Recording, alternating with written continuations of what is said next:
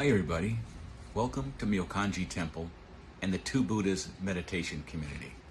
My name is Mark Nichiryu White Lotus. I'm one of the teachers here at the temple, and I wanted to share with you an ongoing series about the interrelation of all of the world's religion and how much influence that they've actually had on each other. Now this is a story that goes way back into about 500 BC and then into the current era itself. But it's so hard to find the written details of all this, so we can only really imagine what might have happened. And so these 9 episodes in this particular series are a fiction, and using the time-honored tradition of fiction to tell a story, an underlying message about harmony and cooperation and community and sharing as a way that the humanity itself can really grow and develop. And we're going to use this idea of the Silk Road. And along the Silk Road was this massive sharing of goods and services and ideas from the West, which was the Mediterranean, Greece, through the Near East, Persia, into India and into the Far East and China, and all along this road constantly people were coming and going and sharing and talking. And these little 9 vignettes, these fictional stories, I want to share as a way of representing the kinds of ideas that were shared amongst all these. So now I'm going to go ahead and just read from this book that I have started to write about it. And the title of the series is The Thread Between Worlds, Vignettes Along the Silk Road, a work of fiction, and dedicated for all who carried ideas in their saddlebags along with the silk and the cinnamon. The camel does not know what doctrine it carries, but the merchant does, and the monk beside him. Attributed to no one, but remembered by everyone. Episode 2, The Emperor's Letter. Pataliputra, 255 BC. The rock was not cooperating. The mason had been working since dawn, and the Brahmi script kept cracking along the grain where the chisel met the sandstone at the wrong angle. It was the emperor's 14th edict, and it was long, and the mason was tired, and the afternoon heat pressed down on him like a hand.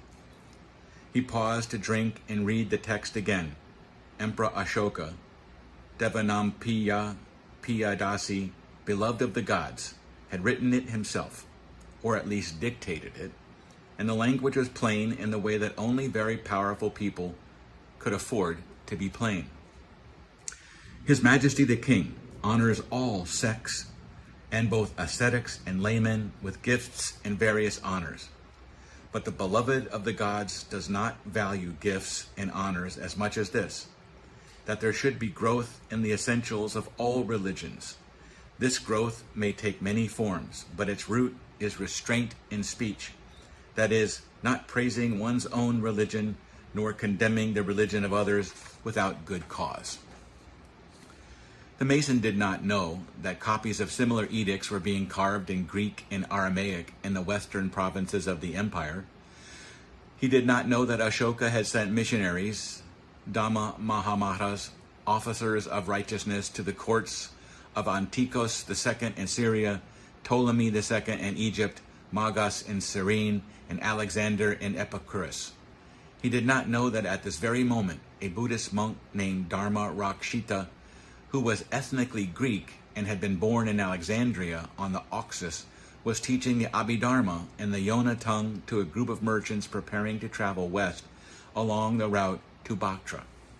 The mason only knew that the emperor, who had once been a butcher of men, the siege of Kalingua, and was still spoken of in whispers, had been transformed by something.